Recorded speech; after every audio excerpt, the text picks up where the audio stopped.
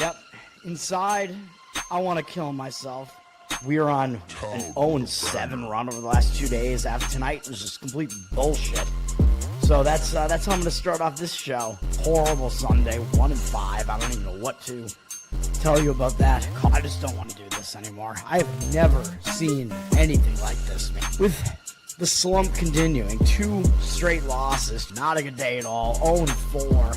I just have not had a good season, man. What can this slump that I'm on? The slump continues. I've reached a new peak, actually. I'm going to burn my Bruins hat, man. I don't know what is going on with the Bruins. March 8th, is that what it is? I don't even know. It's March 9th, I think.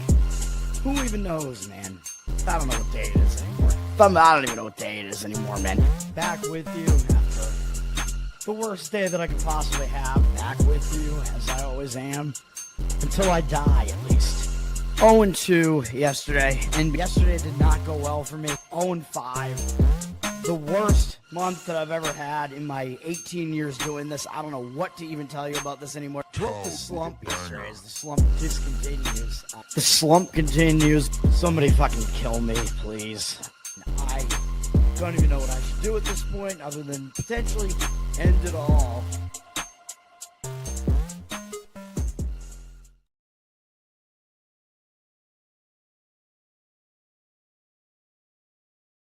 How was I muted? I don't even get it. What's up, everybody? It's Toad. Back with you with Toadstool Sports. It is Sunday, January 18th. 4-5 on the show yesterday, I think is what it was. Not a good day. Obviously, I'm not happy about that. Started out with a loss on SMU that definitely could have been a win. It was trending in the right direction. It was a close game. They wound up losing by 4 and not covering. Not even the better number of 2.5, which is what it was when the game actually went off, I'm pretty sure. Easy outright win with Butler. So I recommend putting a little bit on the money line on these so we do get a little bit extra when we do that. So Butler came through for us. UNC Asheville wound up being a winner. They did not win outright. They had chances to. They looked like they were dead in the game, and they came back and came close to winning the game. They did cover, so we did get that one. Indiana was a total bust. They had no chance. Just absolutely brutal. I got to look at the box score of that because I don't know what happened. Delaware was even worse. Those two were just horrendous. Northern Iowa, I'm kind of pissed about. They probably, I don't want to say that they should have won the game, but they obviously had chances to win it. They were winning. Like right out of the gate, they were winning the game. They fell behind. They came back. They were winning again later in the game. And then I don't know what happened. Their offense just completely stalled out, and they wound up losing, I think, by 10. It makes no sense. Like, I think Northern Iowa definitely had the chances to win that one. Long Beach got the outright win late night to finish off the college basketball slate. Probably, how many plays did I have in college basketball yesterday? I don't know, because we went 1-1 in hockey, and then I didn't have any. Wait, did I not have any NBA? I guess I didn't. I don't even, dude. Yeah, I think I did not. Yeah. So college basketball must have been whatever it was, 3-4. And yeah, so Long Beach State did get the win outright. The Devils did not even come close. And then obviously you know why I'm doing this. Got my man Eichel here, who I believe he's from Massachusetts as well, baby. All the Massachusetts guys. Jack Eichel. Getting it done for the Vegas Knights here for us. Yeah, he's from Chelmsford, Mass, kid.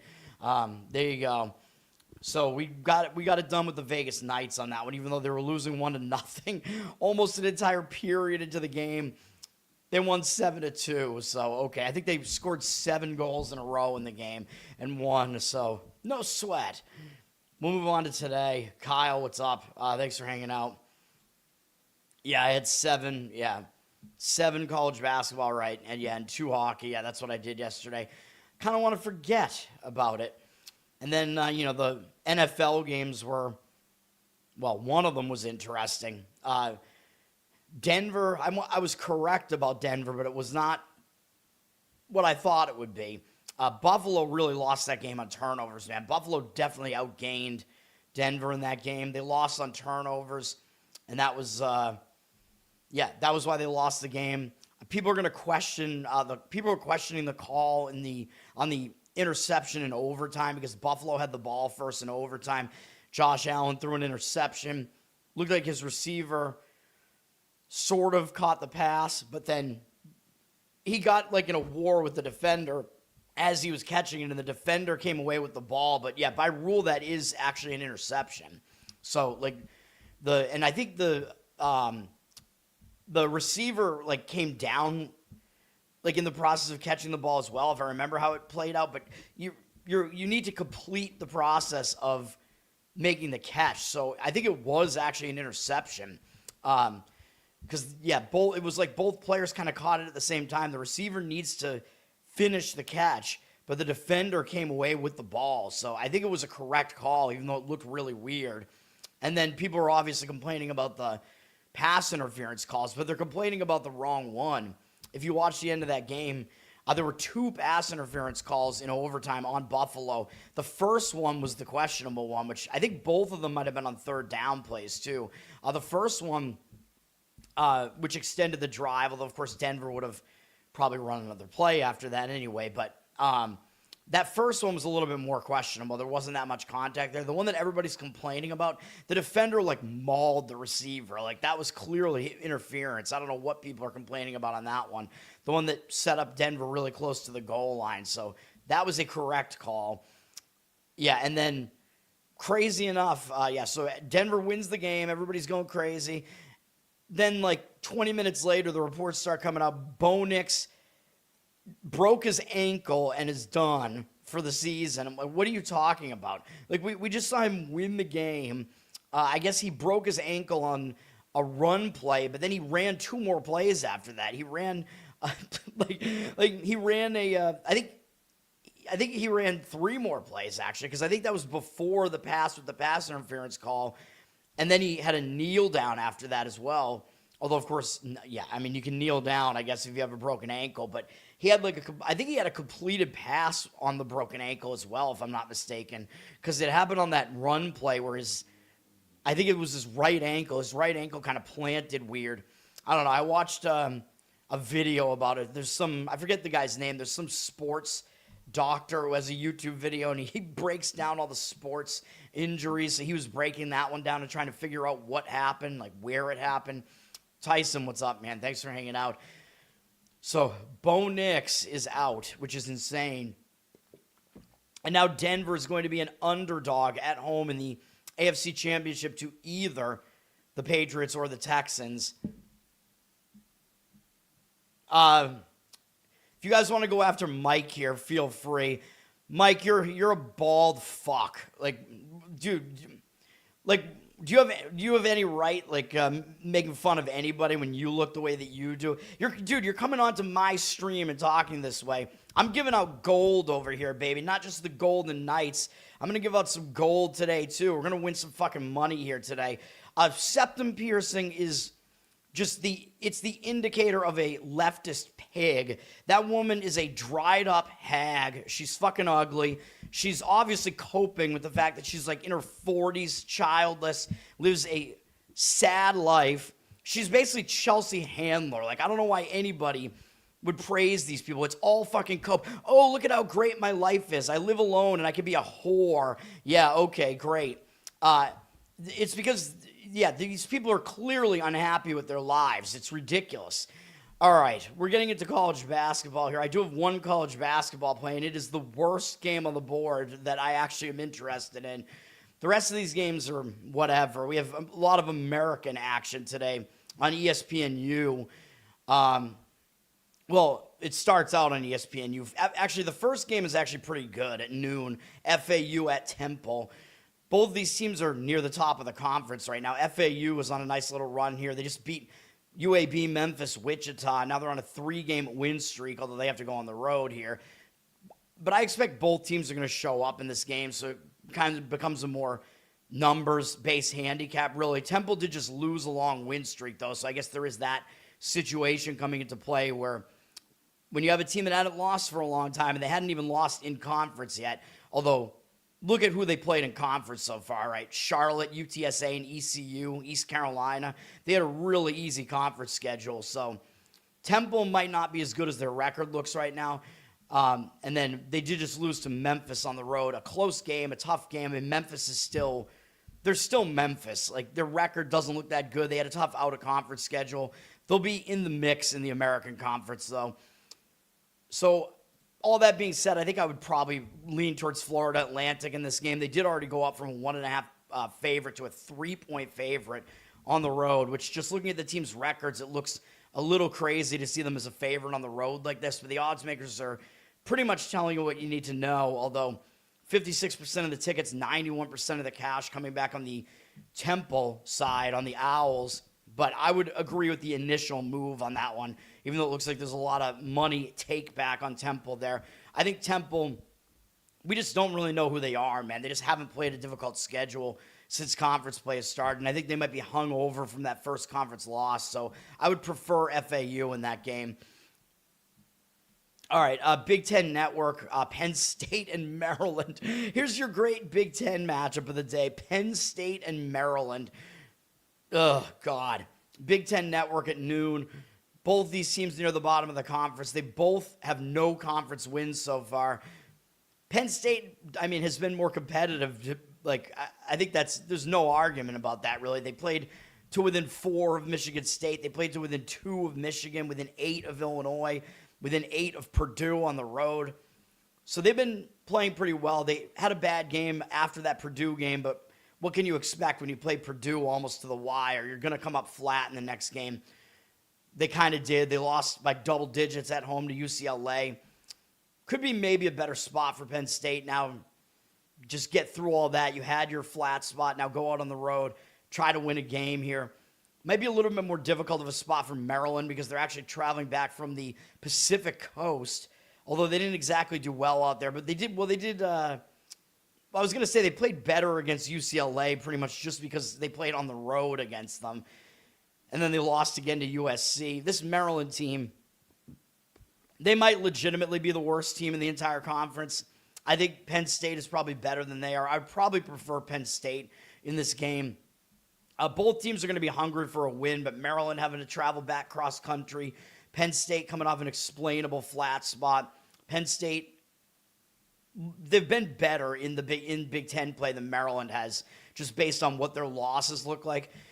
But the odds makers are telling you that Penn State is a slightly better team. They're lining Maryland 2.5 here, but the money looks like it's coming in on Maryland. I don't really agree with it. 65% of the tickets on Penn State, 75% of the cash on Maryland. Not really a market read that I really want to fade, but those are just my thoughts on it. I don't want anything to do with the game, though. Next up is the best bet. I told you this is the ugliest game that we have. But if there's an angle, baby. And we're going to take the points with Army in this horrific Patriot League matchup here between American and Army. I think this is a bad spot for American, dude. American, yeah, they're one of the better teams in the conference, but look at what they just did, man. They just beat Navy by double digits. Pretty satisfying win. Navy was looking for revenge for last year's conference final, I believe, in which American beat them. American just beat them again, and Navy was atop the conference, and they still are, so that's a big win for American. Now they go on the road to play Army, who's at the bottom of the conference, really probably not attracting a lot of attention from anybody. And yeah, who does American play next? Oh yeah, they play Colgate, who is the only other team above them in the standings in the conference, the other top team in the conference, one of the teams that seems to win this conference the most often, Colgate. And American also lost at Colgate by 2 the last time they played them. So I think this is a major sandwich spot here between the two best teams in the conference. It's a Patriot sandwich here, man. So we're going to go with Army in this one. We're going to grab the points. I know Army's terrible. Army has not won, they've won one conference game, against Lehigh. Since then, they haven't won any, although they were decently competitive in the rest of these games. This Army team hasn't lost by more than 9 against anybody else in the conference. And at home, they have not lost by more than 8 to any of their conference opponents. So they've been within the distance of pretty much all their conference opponents. So getting them to come within 6.5 seems pretty reasonable here. And if you look at what American has done on the road in conference so far, yeah, they played really well against Colgate, but then their other game was only a 2-point win on the road at BU. So American has not been playing games where they're winning by margin here on the road at least. So that's what we're looking at here. We're going to take the points with Army. This is one of these, this is on a separate part of the board here. The money's all coming in on American, though. I don't understand it. Maybe you can get a 7 on this, too. American's up from 5 to 7. They got 51% of the cash on them. These percentages completely flipped, by the way, because I saw the cash percentage on Army a little while ago. 67% of the tickets are on Army. I don't buy that there are a lot of public tickets on Army. I just don't buy that, although I think probably there's just not a lot of action on this game in total. Like, the public is not going to be playing this game. They're going to be looking at the couple of big conference games and whatever. But I think this is a sandwich spot. I think Army is the play here. Ken Baum has this game being at about a 5-point spread, I think. So looks like there is some value numbers-wise here. Neither of these teams are good, and Army is probably going to try to ugly it up and slow it down. They slow the pace down a bit. I know Army is a horrible defense. I understand that. But we're also looking at an American team. It's really not that good either. So it's two bad teams going up against each other. American's a little bit more lucky in Ken Baum's luck index. They try to play a little bit faster, so hopefully Army can just muddy the game up and cover this number here, man. I have four plays today. We got 1 college basketball, which was that one. 2 NBA. Hopefully we're going to hit on the NBA here today. I'm skipping hockey. Very small hockey board. NBA is small too, so I'm kind of surprised I like 2 of the games, but that's just the way that it is. And I'm going to give you an NFL play, so that's what we're doing today. ESPNU at 2 has Wichita and South Florida. Another pretty interesting game in the American, really. Like, as a whole, this is not a very good conference, but you can get some pretty competitive games within the conference here. Wichita's coming off that double-digit loss at FAU. They're staying in Florida for this game, so they're adjusted to the time zone, whatever, maybe looking to bounce back, have a better game this time. South Florida has been pretty good in the conference. They're on a nice run, 3 wins in a row. They played well in the conference so far. They just had their easiest game, though, against East Carolina, but at least that does mean for them that they're not coming into this game off of anything big. This game I really don't have an angle on this game at all, really. South Florida's up from 7 to 8 here. I guess if you look at the team's records, you might think that the line looks a little crazy because South Florida's record isn't that much better than Wichita's, so like laying that many points seems a little insane, but maybe it makes sense, although they do play UAB next, and UAB is the only team in the conference to beat them so far, which was at South Florida, and it was a crazy, I think, multiple overtime game maybe. So it is double overtime. It is possible that South Florida is looking ahead to that game, looking for revenge. So from that perspective, it kind of looks like maybe you'd want to take the points with Wichita there, but I don't have a good read on that game at all. Oakland and Green Bay actually could be somewhat interesting in the horizon here because Green Bay has actually started to play well in conference play. These two teams are actually tied for basically second in the horizon right now, with Oakland slightly behind Green Bay based on the tiebreakers or whatever because they have the same conference record. Oakland coming off a win over Milwaukee, an easy win. I think both teams are going to show up for this game, though. Oakland is already out in the state of Wisconsin to play both Wisconsin teams here. Green Bay just beat Cleveland State, which was a much easier win. Cleveland State's awful. I thought Cleveland State would cover that number. I was wrong. They were awful. Green Bay, I don't know, man. Maybe Doug Gottlieb isn't that bad as a coach. I have no idea. Although everybody just gives him shit everywhere that he goes. And maybe rightfully so, because I thought he was a terrible analyst.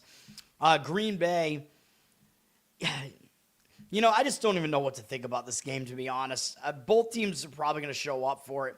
Then it comes down to, which team is the better team? That is Oakland, but they dropped from a 4.5-point favorite to a 2.5-point favorite. Green Bay, 70% of the tickets is 76% of the cash, so it looks like the money is indicating on Oakland here. On Green Bay here. On Green Bay. I still don't know if I quite buy it, man. I think Oakland is still the better team. Oakland has the worst record, so I think people might be kind of thrown off. Like, why is Oakland laying points on the road? I kind of like Oakland in this one. Oakland played a much more difficult out-of-conference schedule. They faced a gauntlet out of conference. Michigan, Purdue, Houston. They actually played fairly close against Purdue. They played Michigan State as well, fairly close. And then in conference play, they've already played Wright State twice. So that's 2 of their conference losses. Both of their conference losses are to the top team in the conference, Wright State. And they have a win against Robert Morris in there, who won the conference last year. So I don't know. I think Oakland is the better team here, man, which the odds makers are telling you that. That's kind of the way that I lean in that one. We have Tulsa and UAB in the American Conference here.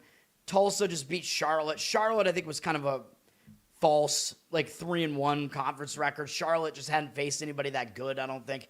Tulsa hasn't done well since they started conference play, though, losing to the better teams in the conference. So I think they're going to be up against it against UAB, to be honest here. Man, Tulsa, hot start to the season, but they had a week out of conference schedule. I just don't really think they're that good, and conference play is kind of proving that. UAB did just beat Tulane, though, and they have South Florida next. So it is possible that Tulsa has fallen off enough that maybe they even get overlooked a little bit. And UAB did beat Tulane, who's near the top of the conference. So is South Florida, who they play next. Overall, yeah, UAB is the better team, I think. But they're actually only laying 2 points here. So, I don't know. Will, what's up, man? Thanks for hanging out.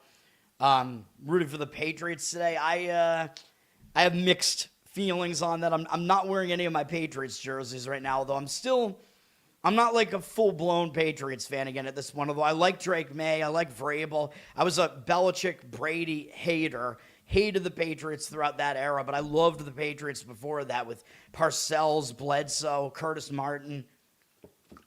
I liked those guys. So the odds makers are actually telling you Tulsa's still the better team. I really am not sure about that. Ken Baum has UAB almost cracking the top 100. He does have Tulsa in the top 100, so I guess he does concur with that.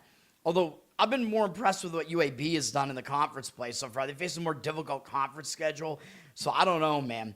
UAB is a 2-point favorite here. They are getting the money, 55% of the cash on them, 57% of tickets on Tulsa. I kind of like UAB in the game, but they are also, like I said, you could almost argue they're kind of in a sandwich spot, though. So it's kind of one of those games where it's like numbers versus situation. How strong is the situation? It's a tough read, really tough read. ESPN2 has North Texas and Tulane, another pretty interesting one in the American, although North Texas has not done well in conference play so far. They face difficult conference opponents, though. And I don't know if I'm totally sold on Tulane, even though they're up near the top of the conference. Maybe they're not that good. North Texas is going to be really looking for a win here. It is a second straight road game, but they're coming off a double-digit loss at Wichita, I believe. Or what? Was it Wichita? Let me see. Yes. So I believe I liked Wichita in that game, and they did cover, I believe. Tulane, coming off a loss to UAB, that was their first conference loss. So Tulane lost a 5-game win streak. So sometimes when you lose a win streak like that, it will hang you over into the next game a little bit. So what do we do with this game? I don't know. I kind of prefer to read the market. Tulane down from 2 to 1.5. North Texas, 55% of tickets, 70% of the cash on North Texas. And, I agree with North Texas in this one. I think Tulane maybe in a little bit of a hangover spot after losing that win streak. I think Tulane not as good as their record looks. The odds makers are telling you North Texas is actually the better team. I'll agree with that one with North Texas.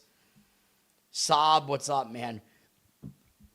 You think Josh Allen? Yeah, you think everything is rigged? Yeah, you think it's all scripted? I don't know, man. That one turnover was ridiculous. Where the one where Allen was running it, and then it looked like he almost threw the fumble. You know what I'm talking about? I don't know what that was, man. He's running with the football, and then he just throws it. I have no idea.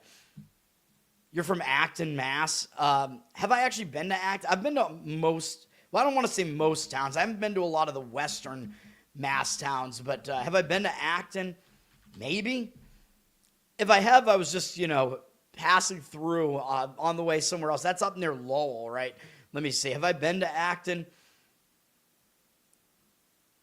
Yeah, I know where it is. Yeah, it's out. All right, yeah. If you take, what is that?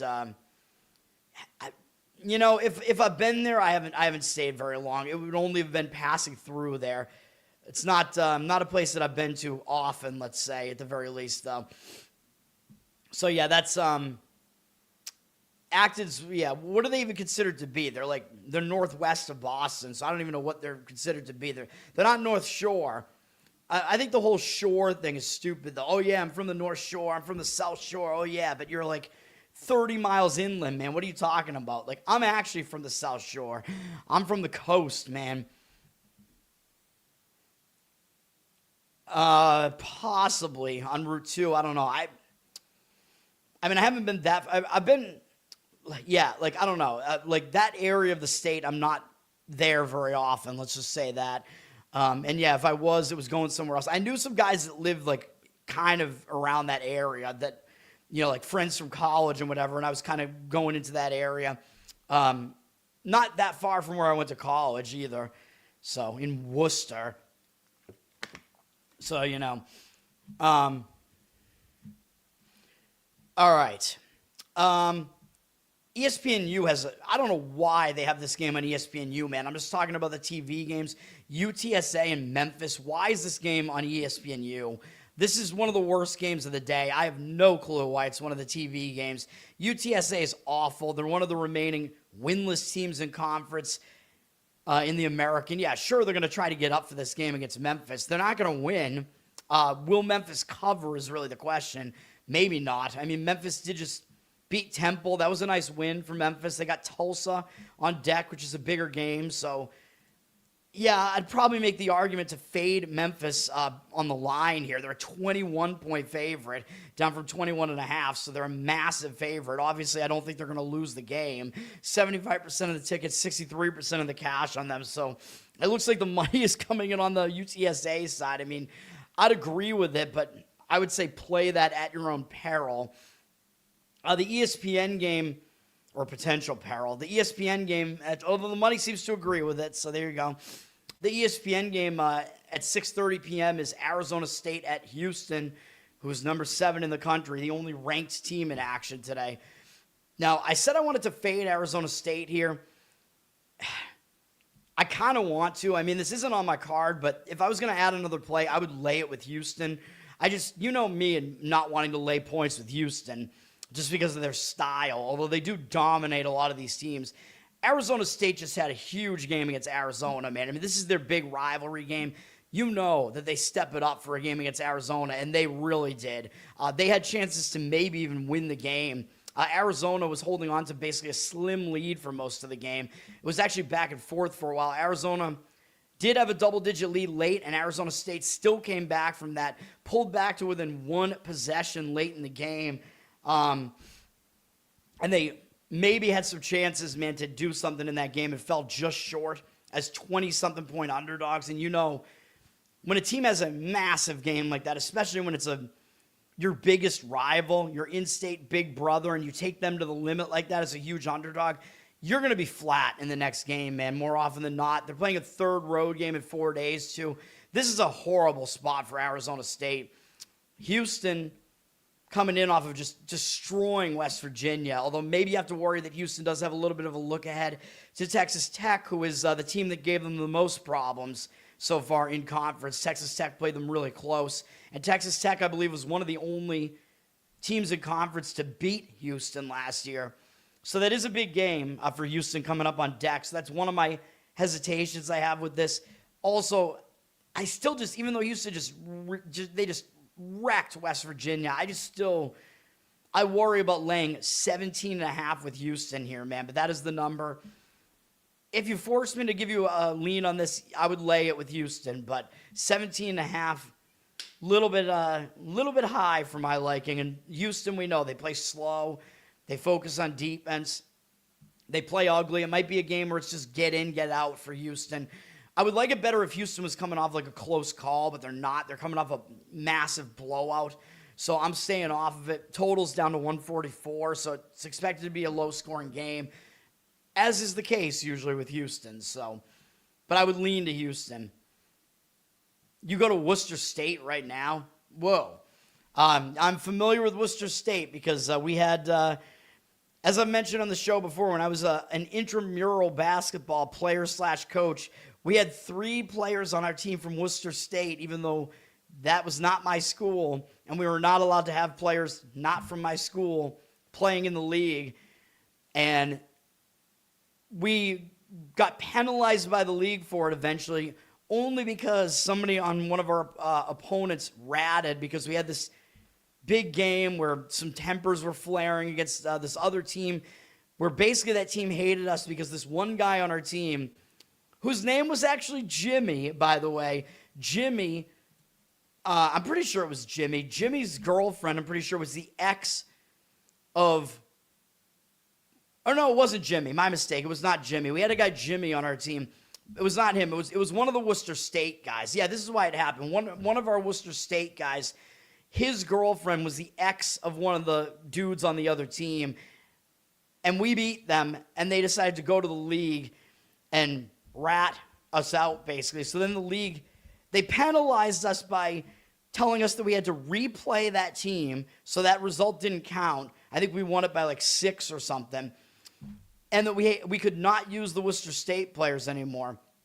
So I went out and I was like, we got to find some new players. And I went out and I found like the best possible players that we could find. I had this guy who was like a 7-footer who was on my floor freshman year, he was the starting center for the actual basketball team at my school. We're a D3. It was WPI. We're a D3 school, but like, they're a good D3 program. They're like always in the tournament and stuff. So the guy who was the starting center his freshman year, he had a falling out with the coach and had quit the team. So that meant he was eligible to play intramural. So I just found him like at the gym one day and he was like showing off like a scar. Like, dude, I just got stabbed on the street. I'm like, dude, you want to play on our intramural team? Okay, cool. So he's on our team. And then this one other guy on my team just randomly was like, he'd never mentioned it before. He was like, oh, by the way, my roommate used to play for like some Turkish national basketball team. I'm like, what? What are you talking about? Like, yeah, okay. So this dude on our team his roommate just happens to be, like not a professional player, but he was on some like Turkish national team for like guys who were like under 17 or under 18 or whatever it was at the time, right? Now he's in college. I'm like, you got to be kidding me. This guy's a basketball player. I'm like, ask him if he wants to play. All right. So he played for us. The only caveat with him was he played way better when there were women in the audience, and there were no women at my school. Like, he was a way better shooter when there were women that he wanted to impress in the audience, in the stands, but whatever. So we got those couple of guys. So we have the ringers on our team. We replayed that same team, and we beat them by like 25 or something the next time with those guys. So I'm like, it's the way it is. You told us to just use guys from our school. So we did. There you go. There's the result. And then we wound up losing in the semifinals of the playoffs that year to the eventual champion, who were too physical for us. We because the majority of my team was kind of on the small side, and we were like most of us were good shooters and small, including me, by the way. I didn't play that much, but I ran like a Princeton offense basically with it, because I was like, we got to play to our skill, right, which is have people around the perimeter, move the ball around, find somebody who's open for a shot, hit the shot. And that's what we're going to do. And then we were winning that semifinal game at halftime in that game, but that team that we played out-physicaled us, and we just couldn't handle them in the second half, and we lost. So that is what it is. But, yeah. All right. Where are we going here now? All right. Yeah, all right, fine. We'll go to NHL here. I don't have anything in the NHL. There are only 3 games in the NHL here. It'll be quick, I guess. The first game up on NHL Network, 2 in the afternoon. This is not a bad game. Tampa Bay at Dallas. Dallas has really been struggling, though, and it's to the point where Tampa is actually a road favorite against them in this game. Now, Tampa, they just lost a long win streak, dude. They hadn't lost since late December.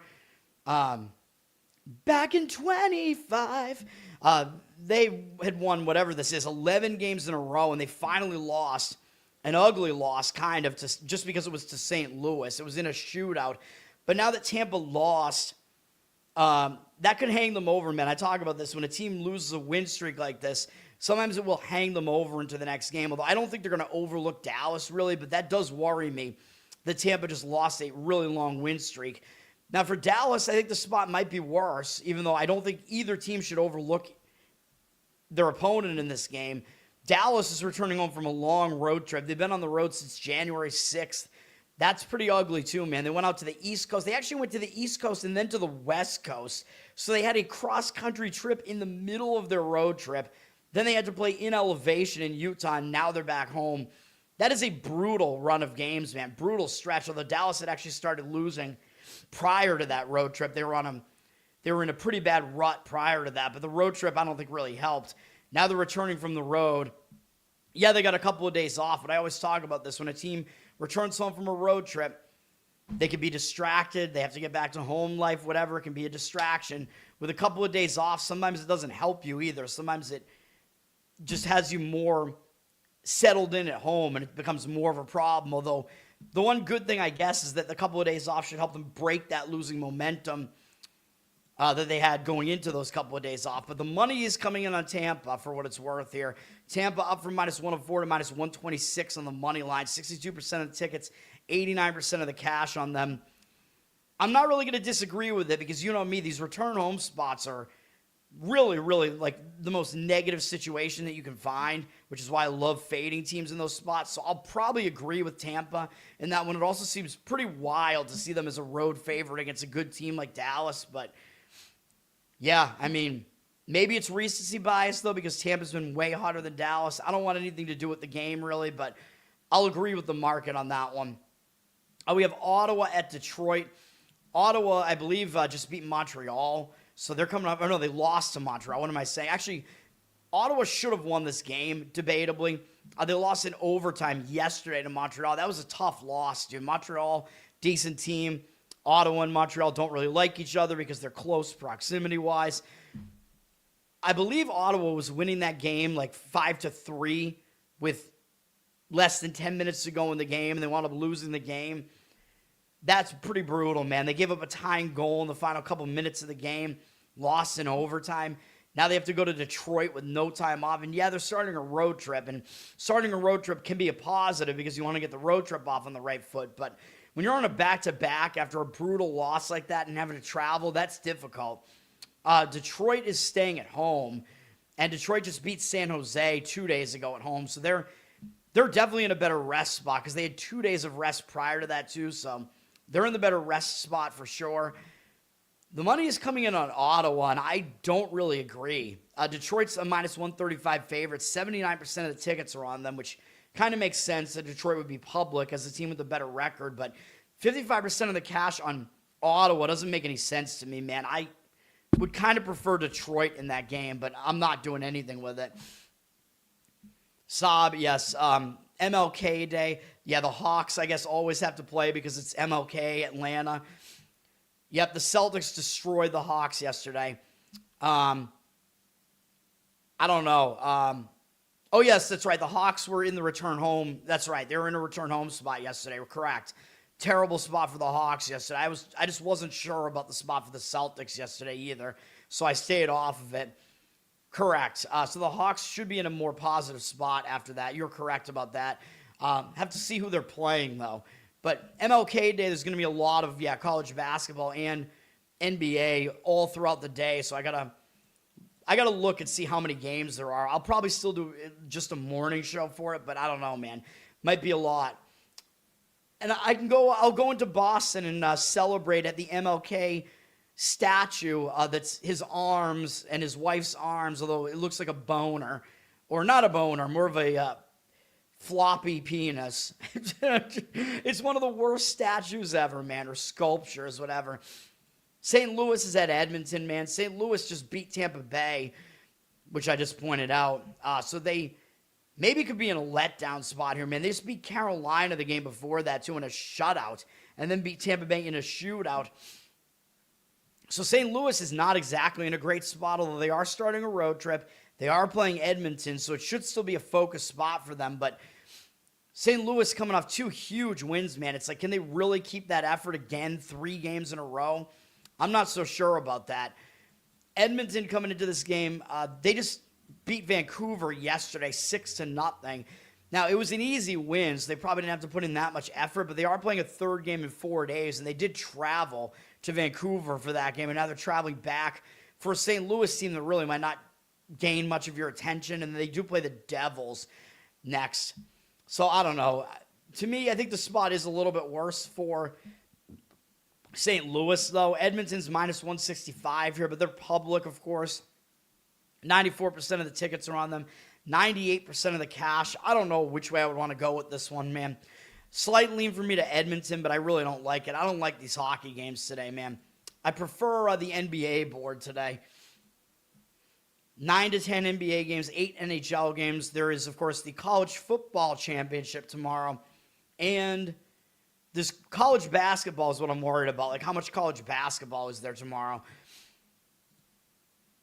All right, NBA, we have a few games here. Orlando and Memphis are playing again, and my mistake, because I thought they were playing 2 games in Berlin, but they're not. They played in Berlin, and now they're playing in London. There's a lot of weird stuff going on here, man. Orlando won the game in Berlin by 7. Now, one of you guys, I think Saab, pointed out that Orlando probably was going to have a crowd in Germany because they have multiple German players. So that was a good point. That's true. And Orlando won the game, but if you look at this box score, man, Memphis had a big lead in this game repeatedly. Memphis had the biggest lead in the game. They were winning by 20 points at one point in the game. Somehow lost the game. Memphis was winning the game late in the game, too, outright, and they somehow didn't even cover. Magic were like a 5.5-point favorite in this game. I don't know. I think the result was a little bit misleading, to be honest. Although Memphis did shoot really well from three-point range, but Orlando took more threes, so the teams wound up hitting a similar amount of threes, so that really wasn't the disparity in the game. Really, I don't know, man. I mean, I don't know how... well, really what the game came down to is the Magic dominated the rebounding battle. That's really what happened in the game. So that is an indicator that, yeah, I mean, the team that wins the rebounding battle is going to win the game more often than not. And so the Magic were the more predictably better team in that respect. So that would make me maybe like Orlando in this game today, because Orlando was actually the better team in that respect. Now, it's really interesting that Orlando's only a 4-point favorite here in this one in London today, whereas they were like a 5-point favorite in Berlin, 5.5. Maybe they got extra on the line just because they have German players. Seems a little bit crazy.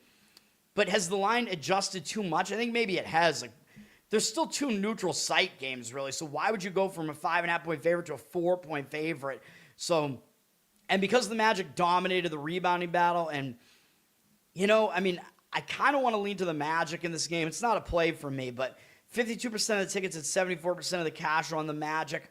I kind of lean that way because the Grizzlies really played the better game over the Magic. Well, the Grizzlies had the lead for more of the game. And, yeah, that worries me as far as being on the Magic in this game today. But again, I think the most predictable stat was that the Magic dominated the rebounding battle. So if they could do that again, they should be able to win this game. I think the Magic have more opportunity to fix things that went wrong, right? Because rebounding is not something you could fix as much because it comes down to like just, I mean, I guess it does somewhat come down to effort, but it also comes down to like size, like how good is your team in the paint, basically. So I think that probably won't see a huge correction here. So it's just weird. Like, looking at that box score, you can't really figure out how the Grizzlies had a big lead in that game. You know what I mean? So it seems like the Grizzlies, even though they probably maybe even should have won the game based on the fact that they were winning the game by a ton, it seems like their lead was kind of a mirage in the game, if that makes sense. So I would probably lean to the Magic. I think you're getting a little bit of extra line value that just doesn't make a whole lot of sense here. So that's what I would do in that game. Yeah, you had Memphis. I agreed with it. Was not on my card, but yeah, that is a brutal way to lose that game, even though, yeah, Orlando did outplay them in the rebound department, but there's no way that Memphis shouldn't have covered once they had a lead like that.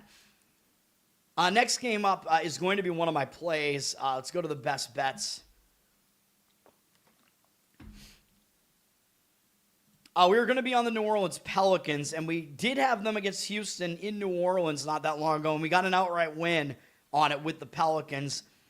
So, yeah, you might argue, well, that means the Rockets should be focused now, right? Because they know they went to New Orleans and lost.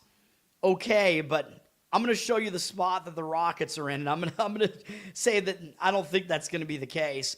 The Rockets are up to a 13.5-point favorite. They're going to be the public side, 76% of the tickets, 80% of the cash for now, but I think they're definitely fadeable in this spot. Oh, I skipped Brooklyn, Chicago, but I'll go back to it. New Orleans is coming into this game off of losing to Indiana on Friday. So I think they're going to be focused on Houston, man. I mean, why wouldn't you be? New Orleans has lost so many games. They can't really afford to not be focused against anybody. I think New Orleans is still not really as bad as their record makes them look. I mean, they've been dealing with some injuries. Zion is back. He's playing all right. I mean, they've had some okay play this year from some of their best players. Houston, I think they're catching Houston in another good spot. Now, the last time Houston lost at New Orleans, we faded them. Houston was in a Denver sandwich. So that's when I said we should fade them. And we did it with success because they had that New Orleans game sandwiched in between two road games in Denver. So that was a worse spot than this one. But this is still a bad spot, dude. Houston is playing a third game in 4 days. They played Oklahoma City on Thursday. Then on Friday, back-to-back, they played Minnesota, and they got the win against a good Minnesota team. Now they host New Orleans. Even though New Orleans beat them, I still think Houston might look right past New Orleans because look who Houston plays on Tuesday on NBC, national TV game. They're playing one of their Texas rivals, man, their main Texas rival right now, the San Antonio Spurs. That's going to be a huge game. So this is a sandwich spot. It's as simple as that. So I think it's really going to be easy for Houston to just look past New Orleans here. You're getting a lot of points with New Orleans. Let's do it. Let's take the points. New Orleans is the first play. All right. We have the Nets at Chicago. Saab might have more insight just because it's the Nets here. I don't have an opinion on this game, really, although it is kind of a zigzag spot. Brooklyn just beat Chicago on Friday in Brooklyn, so you could make the argument that, well, Chicago's going to fix what went wrong in that game and play better, right? So that is definitely an argument. Looking at this game, it's interesting because Brooklyn was a 1.5-point favorite at home. Now the Bulls are a 6.5-point favorite. Why? Like the Bulls opened 3.5. That made more sense because you don't really get a lot of home court in the NBA. So if the Nets were 1.5 at home, it makes sense that the Bulls would be about 3.5 at home. 6.5 is insane. So I'm thinking that must mean that Josh Giddey is coming back or something, right? Like why would the Bulls be a 6.5-point favorite here? But he's not. Josh Giddey is still out. It looks like he's on the verge of coming back, but he's not playing tonight. So I don't understand what happened with this line. Like I looked at the injury report. I don't really know the Nets personnel, but I just don't really see why this line has moved up this much. So I don't really see much line value being on the Bulls side here. The Nets actually won the rebounding battle, by the way, in the game against the Bulls when they won. The Nets out-rebounded them, and the Nets won despite losing the turnover battle at home. So there are some indicators that the Nets outplayed the Bulls in this game legitimately, except there was one outlier, which was the Nets shooting 47% from three. So that was the one outlier in the game that might regress a bit. And the Bulls shot terribly from three at 31%.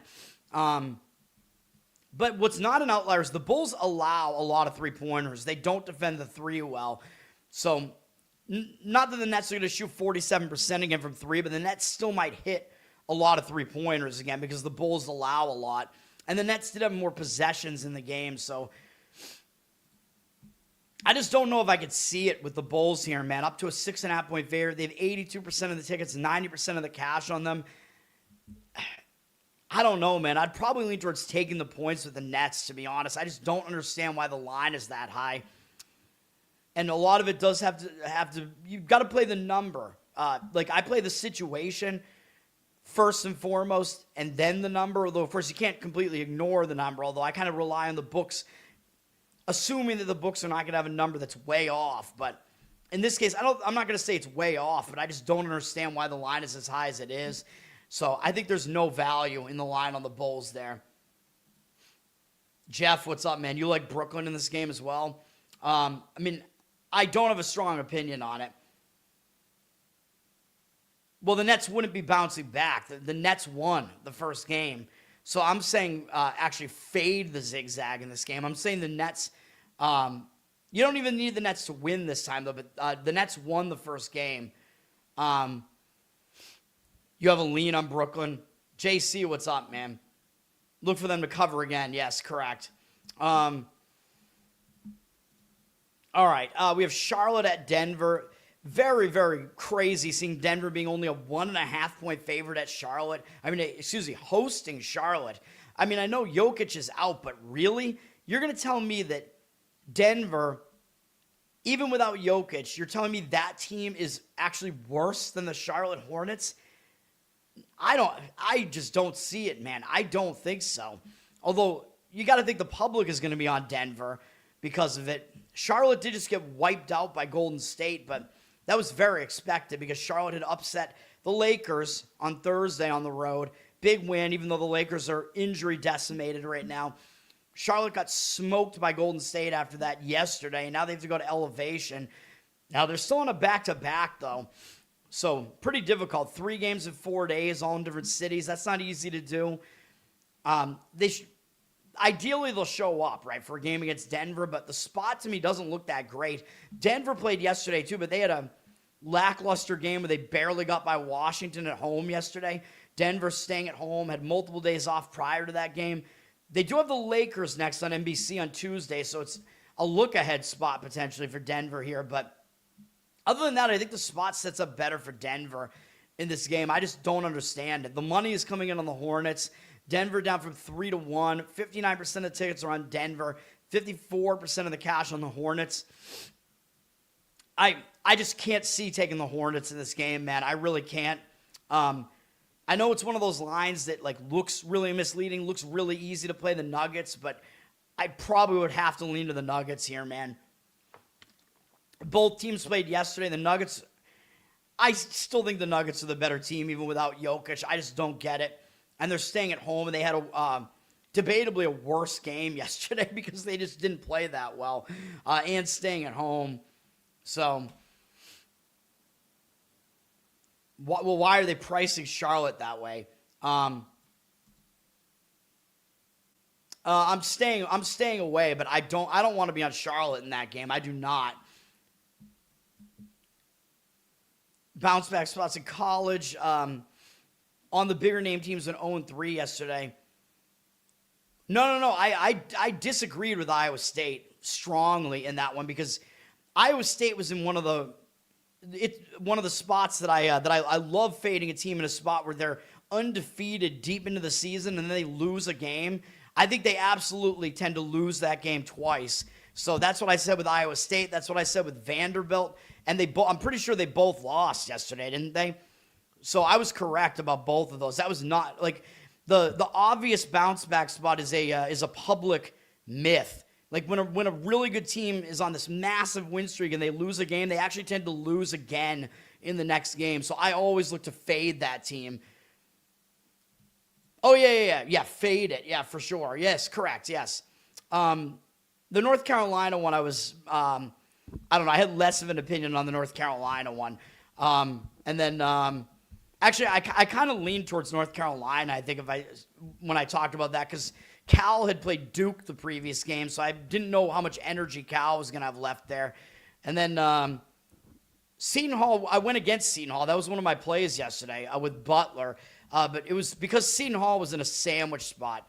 Like, Seton Hall had played a really good game against UConn the game before that, so that was not going to be a bounce back spot for Seton Hall. They had played a really, really difficult game against UConn, and they have St. John's next. So that was a really classic sandwich spot that I love. So I took Butler in that one. That was on my card. Correct. Yeah, the Hornets were plus 4.5 at the Lakers. Yeah. Yeah, I don't know if that. I don't know if that line was fishy necessarily. That line was because the Lakers have all these injuries. Correct. Okay. How many games we got left here? Next game up is my last game. Here's what I'm going to do, man, because we have New Orleans and the Kings. I have a jersey for both of those teams. if either one of them covers, hopefully at least one of them does. We're going to try. We want to get both, obviously, because if we go 1-1, we're going to lose money. So we got to get both. But whichever team comes through for us in a bigger way, I'm going to wear their jersey tomorrow. We're going to go with the Sacramento Kings -2.5 here. People are going to look at this. The public might look at this and want nothing to do with it because the Kings are 12-30. Portland almost at 500. Like, why would you want to lay points with Sacramento? Well, obviously, first of all, Sabonis is now back, and it's going to be his second game back. So obviously that's being factored into the line.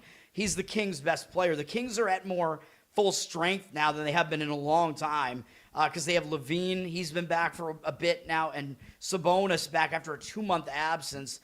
So I think we're getting a different Kings team here than what you see in the record, man. And also, Portland's not that good on the road at 9-12, so that's not much worse than the Kings 9-13 at home. So I'm fine with all that, but this is also not a good spot for Portland, in my opinion. Portland, they just beat the Lakers, man, yesterday, and now they're having to travel for one game up to Sacramento. Then they come home. Well, it's on the way home, I guess. So on the way home, they're stopping off in Sacramento.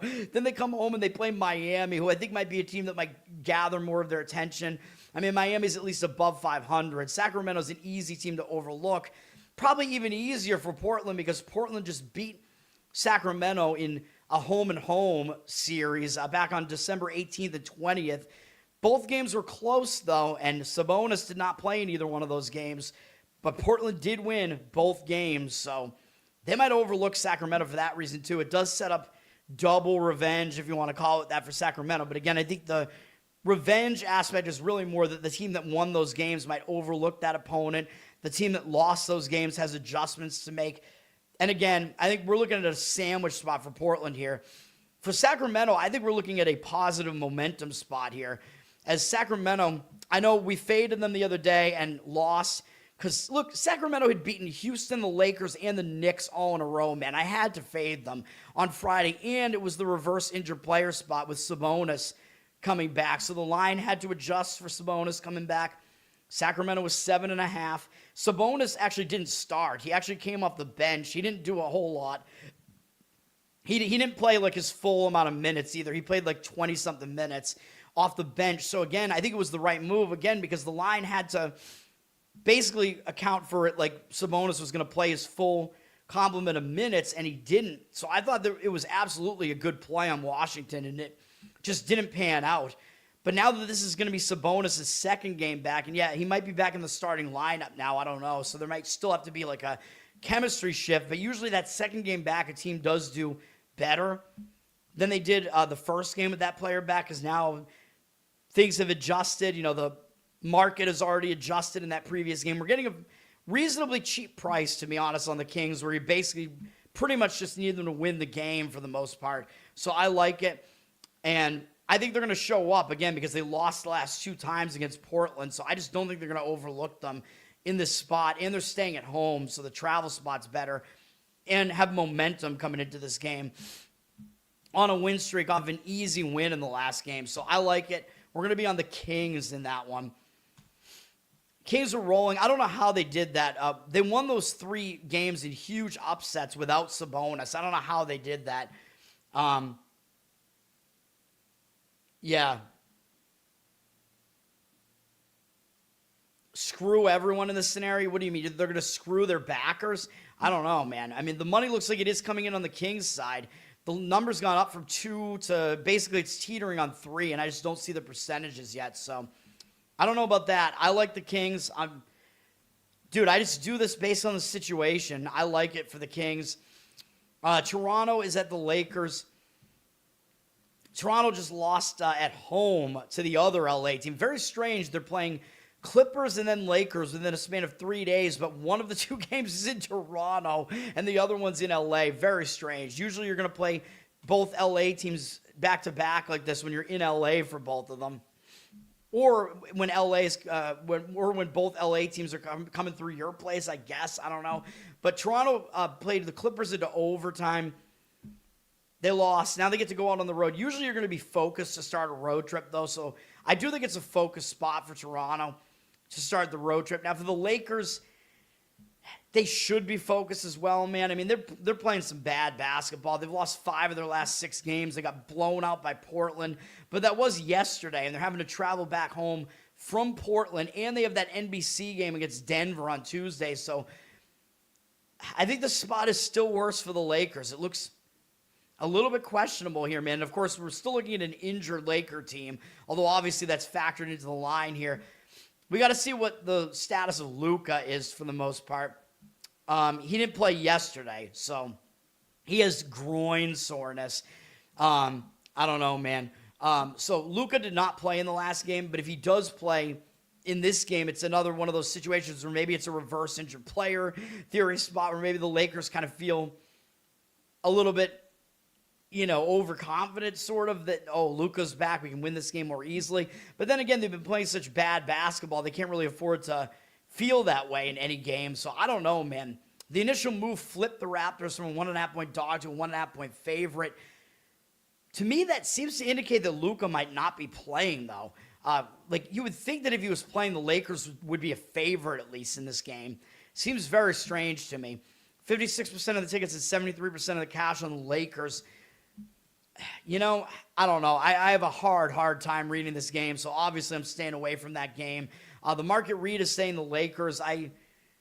Based on the situation, I don't love it, to be honest, so it's a stay away from me. And let's go to the NFL, where I am going to have a play, and hopefully we can get it done this time, man, with the NFL. We have 2 NFL games today, obviously. We're in the divisional playoffs. ESPN and ABC has the first game up at 3 p.m., which is the AFC divisional game. Houston at New England. A lot going on in this game, man. That makes this game is hard for me to read. This is not my play. Patriots have gone up from a 2-point favorite to a 3.5-point favorite. It looks like the money is coming in on the Patriots side, but I don't really agree with it. 54% of the tickets, 67% of the cash on the Patriots. We're still looking at a Patriot team that, including last week's game, has only now beaten 2 teams with winning records. And the Patriots' defense looked good against an offensive line of the Chargers that was completely in shambles. Joe Alt is hurt. They have other offensive line injuries. The Chargers couldn't get anything going. And still, New England, you remember, New England was only winning that game 9-3 in the fourth quarter. So it's not like New England ran away with that game, really. They got 1 touchdown late that put it away, and I think there might have been some mistakes on the Chargers side, whatever. Sure, New England outplayed them, statistically as well, but Houston has a way better offensive line than the Chargers do, okay? I know Houston's offense isn't terrific. Houston is going to be without Nico Collins, so that is a bit of a concern, although they played without him a little bit this year, although I know when he was out, they were worse, though. Early in the season, I think he missed some games, and they were definitely not as good. So, yeah, that is a concern. One of their biggest playmakers is out on offense, and I'm not sold on Stroud. I'm not a huge Stroud guy. He looked awful in the game against Pittsburgh, although it was mostly just because he was turning the ball over all the time. I think he himself might have had 4 or 5 turnovers in the game against Pittsburgh, which is ridiculous. Yet Houston still won the game, so that should tell you something, man. If you have 5 turnovers in a road playoff game, there's no way you're supposed to win that game. And Houston won the game in a complete blowout, although granted, Houston's game was real. That score was misleading, though, for sure. Houston was only winning the game 7-6 in the fourth quarter of that game. However, if you look at the stats, Houston dominated the stats against Pittsburgh. Houston had way more yards. So really, Houston... based on the stats, Houston probably should have won that game by about 14 points or so, I would say. So there are things that were misleading in both directions in that game, right? But Houston, they're a good team, and they're absolutely the better defense here as well. So that's the other thing. You know me, better defense, getting points, that would have me looking towards Houston as well. Of course, Houston is the better defense here. So that is something to consider. New England, their offense really was not good last week against the Chargers, and Houston is a step up defensively from the Chargers too. So New England's offense might struggle a little bit here in this game. Houston's defense has really held opponents in check, man. So yeah, they're an elite defense. A lot of metrics have Houston as the number 1 defense in the NFL. So that's what you're looking at here in this game. even though Houston's offense is not that good. The Patriots do have the better offense. I'll give them that. But again, Patriots also did that against the weakest schedule in the NFL. I'm still not sold on the Patriots, man. That's just the whole thing. The money is coming in on them. I don't know. Maybe some of the professional bettors believe. But I don't know, man. I prefer Houston. Houston also has an experience edge here because C.J. Stroud has played a bunch of playoff games now, and he finally got over the hump because what was the knock on Stroud last week? The knock was, and even I said it, Stroud has not won a road playoff game yet in his career. Well, now he has. So now Stroud has 2 playoff wins, one at home, one on the road. And Stroud is, he's the more experienced QB here, man. So Houston does have an experience edge in this game, in a game of this magnitude. Houston was in this spot last year, if you remember. They were in the divisional playoffs last year, and they played pretty tough at Kansas City, man. And that Kansas City team, of course, made the Super Bowl. They were really good. They were probably better than this New England team, especially defensively. And Houston put up a fight in that game. They weren't bad in that game against the Chiefs. And that was how Houston got knocked out last year. So Houston has been here before. It might be their time to advance a little bit further this time, man. Now, of course, one of the concerns is going to be that Houston is one of those indoor teams playing outdoors, and those teams don't do well. They're 1-15 now in their last 16 playoff games now, including the Chargers last week. So these indoor playoff teams don't do as well outdoors. But the thing about Houston is they're the style of team that can handle it a little bit better, even though I'm not sold on Stroud in cold weather, but Houston is a defensive team, man, a physical team, and that lends itself better to cold weather here. And yes, it's going to be cold. It's 36, and it looks like it might be a little bit snowy, but the snow's not really going to be sticking if it's above freezing, but there might be some like slight flurries here, let's say, but I don't think it's going to impact the game, really. So the weather a lot of times can be overstated, man. So, yeah, it'll be cold. That's typical. Not that cold, though. It's not going to be like, these negative temperatures or whatever. It'll be, for a January game like this in Foxborough, it's fairly mild, really.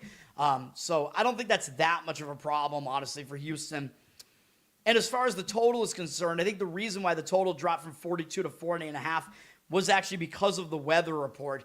Whenever you hear snow, the total just starts dropping, man. But if it's just light snow and there's nothing else going on, again, it gets really, really overstated. And really, light snow like that, it doesn't really affect the offense very much. And really, it might affect the defense a little bit more because if the surface is slippery, the defense has to react to what the offense is doing. The offense knows what route they're running. The defense doesn't necessarily. So the defense has to react to it. So it actually kind of impacts the defense more so.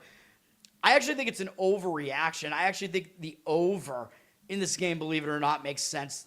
It looks like the under is public. 60% of the tickets on the under, 59% of the cash on the over. I would agree with the over, with the total being below 41. I think it might just creep over a little bit in this game, but I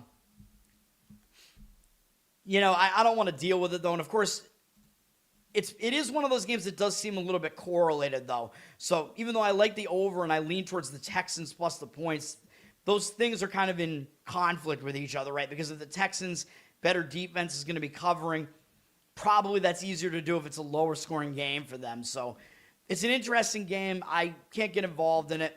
But yeah, Stroud still hasn't been good in cold weather games, which I pointed out. He's won 2 of them now, actually, both this year. He won in Kansas City in December, and then he won last week in Pittsburgh. So, he's at least kind of used to it now, at least. So Stroud actually is only now, I think, like 2-4 now in outdoor weather games in December and January. So that's not too bad.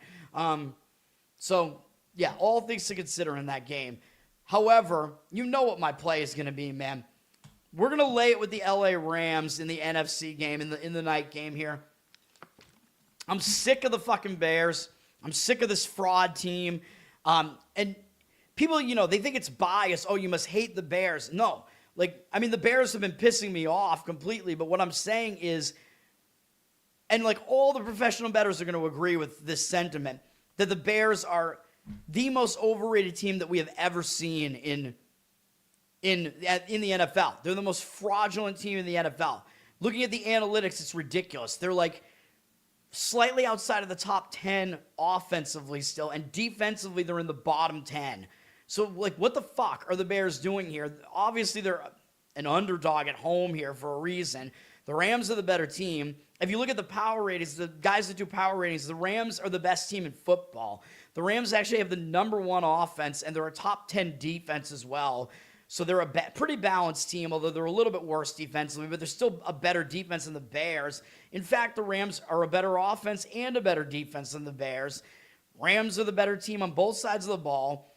The Rams have an experience edge. They have a Super Bowl winning coach. They have a Super Bowl winning quarterback.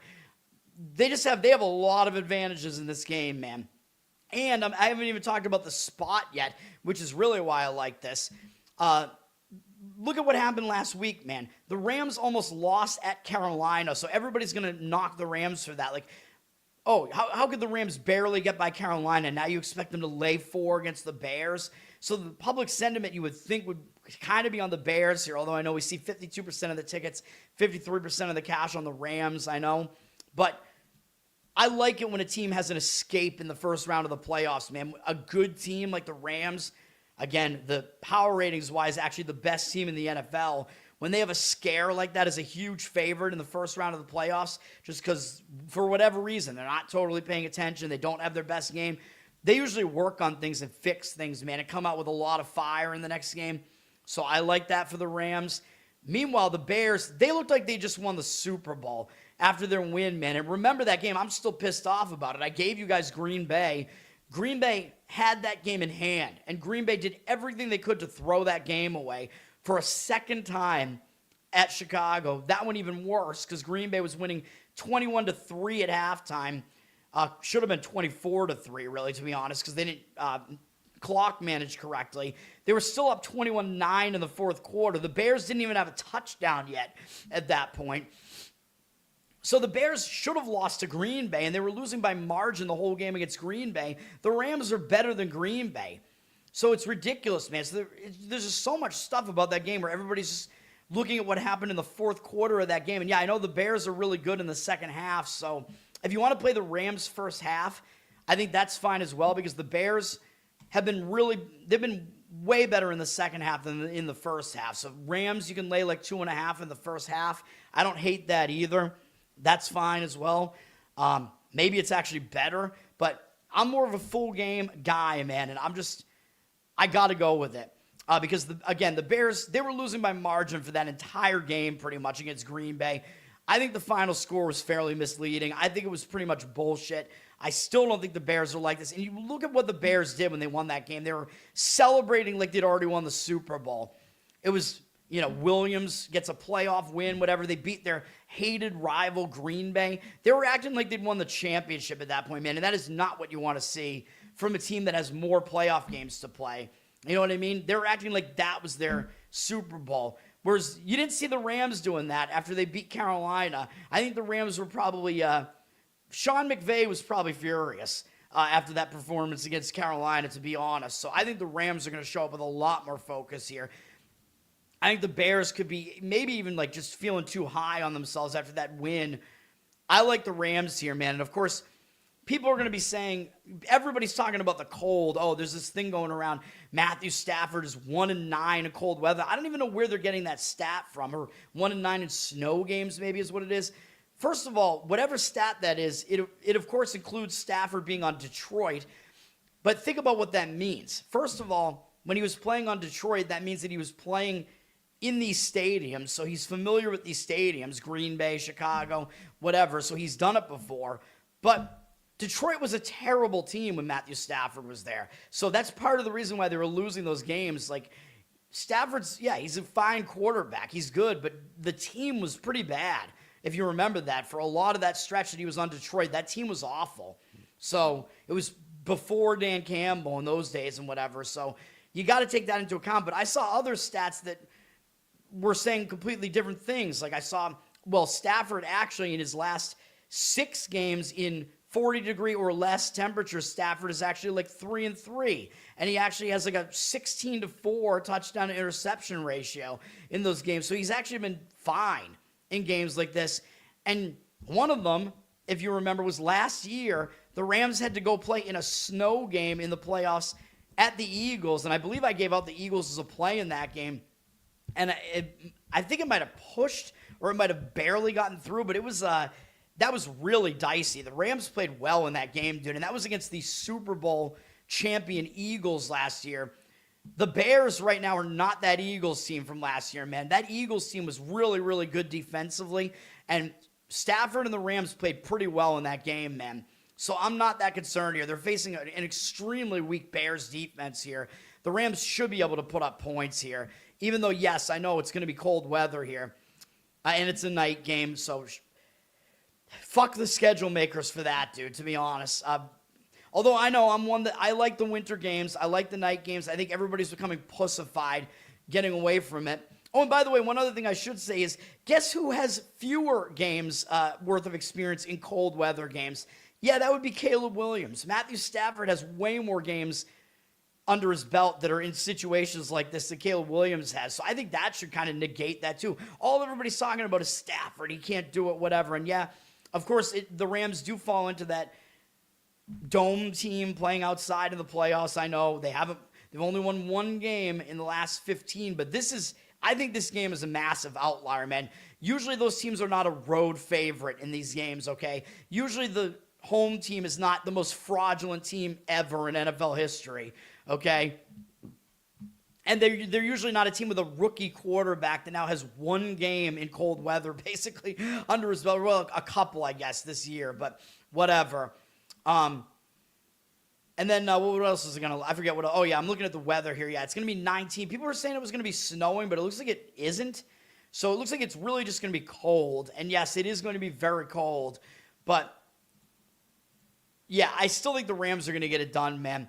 I think that the Rams are actually more equipped to be able to handle something like that because the Rams have a better defense. So there is that. Yeah, Chicago can run the football. I get it. So that helps them in a cold weather environment. They're going to try to run it. They're going to try to, just like I said with Denver yesterday, they will try to take the load off of Caleb Williams. But Chicago does have a lot of offensive plays that kind of rely on Caleb Williams. Like, I think it's going to be a situation where the Rams are going to force Caleb Williams to have to beat them. That's what the Rams want to do. Like, the Rams are going to try to shut down the run here, force Chicago to have to throw it because Williams is really not that good. He only had a 50% completion percentage in that game against Green Bay. His stats were ugly. And they've been like that like all year. He's not that good. And he's up against MVP candidate Matthew Stafford here. So, yeah. We're going with all that, man. So, we're going with the Rams. I don't know if I had anything else to say about it. Oh, yeah, and I do talk about props as well. I gave you guys I don't really have a prop that I'm thinking of in the Houston-New England game. But, well, actually, Houston-New England, you could look towards, like, maybe because Nico Collins is out, you could look to, like, Dalton Schultz, an over of his in some way because Houston's definitely going to be using him quite a bit in that game probably. Although he is one of their top receivers anyway, so maybe you're not getting a whole lot of value there. He's their tight end. But if you can find, like, a decent number on his receptions, or maybe actually you might get more value going with his yardage prop over. Something like that might make sense. In this Rams-Chicago game, I might look towards like Corum on the Rams running back. I might look for him to go over his yardage prop. I know I got the RJ Harvey one wrong yesterday, I'm pretty sure. But, and I didn't see what happened with Usyk, but I forgot to talk about that game at all. But Seattle just blew out San Francisco. It was just it was a bad game. It was just a massacre of a game. But I think that's going to make Seattle overvalued in the NFC Championship, man. So I think if the Rams win this game, I think they're going to beat Seattle. That would be my feeling about that. I think Seattle is a very fadeable team in the next game, although I wouldn't really want to do it if it's Chicago. If it's Chicago, I think Seattle will handle their business. But we'll see. We'll see when it gets to that.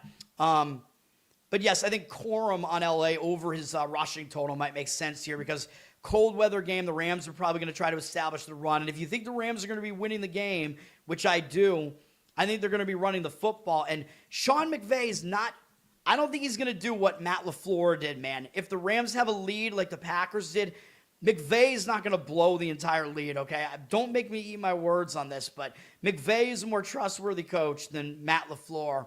Okay, if the Rams have a big lead like that, they're gonna go for it. They're gonna step on their opponent's throat and finish the game off. And they should be able to run the ball against this defense. Whereas Green Bay, I mean, I don't know. They have Jacobs, but Jacobs had been kind of injured coming into that game, whatever. They were making some stupid play calls there. The Rams, they should be able to get it done, man. And the Rams, of course, have probably a more trustworthy quarterback than Jordan Love. So I don't see the Rams making those same mistakes here. I like the Rams for all those reasons, like I said. And as far as the total, it's gone down from 51 to 48.5. 58% of the tickets on the over, 55% of the cash on the over. But again, the reason the total dropped is basically because of the weather. And yeah, there's probably going to be a little bit of wind. Yeah, whatever. It's the Windy City. Wind is the biggest factor. It's the biggest detriment to offenses. But you have to see how strong is the wind. Because if it's not that powerful a wind, there probably shouldn't be that much of a factor here. So that might even be an overreaction. Overreaction. I would be almost tempted to fade that market move as well there, like thinking that might be an overreaction due to the weather, and maybe you will actually see some points in this game and see it go over, especially with just the Bears putting up points late the way that they do and whatever. I wouldn't really disagree with an over at that lower total in this game. But no strong read on that one. And I was wrong about both totals yesterday, so what do I know? That's going to do it, man. Once again, the plays today, college basketball, Army plus 6.5. I was trying to see if there was a 7 out there. I didn't see it. Maybe we'll get one. NBA, we're going to be on the Pelicans plus the points. Sacramento Kings minus the points. Or if you want to go money line, you can do that too. And then Rams minus the points. My only football play of the weekend. Let's get it done, man. And then I don't know what I'm going to have for football for the remainder, but we will do props for the Super Bowl. So I'll probably have a Super Bowl special separately for that. I guess I'll probably do that. That's going to do it for now. I appreciate everybody. Let's have a good one today. Let's bounce back. Let's win. Yesterday at least wasn't a huge losing day. It was looking worse, and then these guys helped us out quite a bit with that win and cover last night. So that's going to do it for now. Peace, guys. Oh, right. And Learn to Toad on Twitter. I still had the Rams banner up, so I wasn't remembered that I have to plug. Learn to Toad on Twitter. Learn to Toad on Instagram. Like, subscribe, reply here on the channel. Listen on audio. Spotify, Apple. That all helps me out as well. Covered in Uke is my Uke channel on YouTube, so you can check that out as well. Patreon.com/LearnToToad for some bonus Uke stuff. And then, what else is there? Oh, Losercast. We'll be back on Tuesday with a new episode. I got to figure out another loser to nominate.